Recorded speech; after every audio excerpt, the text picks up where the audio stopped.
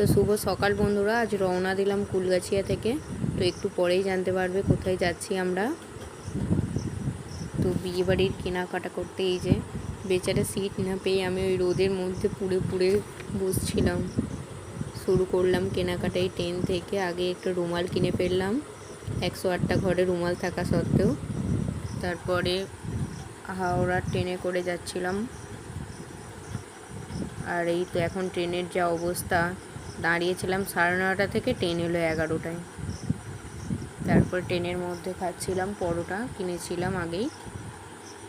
তো তারপর সুন্দর সুন্দর কয়েকটা ভিউ ক্যাপচার করছিলাম। এই যে কি দারুণ হয়ে আছে।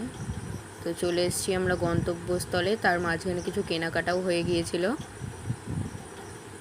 এটা এই যে আমার বাবা এখান থেকে একটা ট্রেন কিনে দেবে, তাই ট্রেন দেখতে এসেছিলাম আমরা কোনটা নেবো। তারপরে জামাও কিনছিলাম। অনেকেই বুঝতে পারবে এটা কোথায়। এটা হচ্ছে হাওড়া ময়দানে। এই যে, তো তারপর ঢুকে গেছিলাম আমরা শাড়ি মহলে। বিভিন্ন কালেকশান ছিল।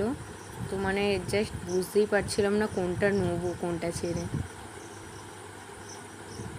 তারপরেই এই দোকানটাতেই কয়েকটা দেখছিলাম।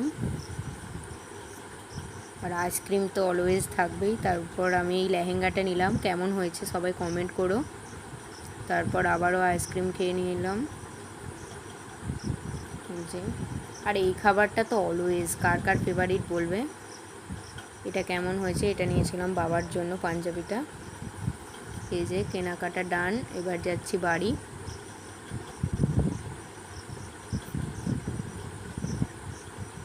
তো আজকের মতো টাটা।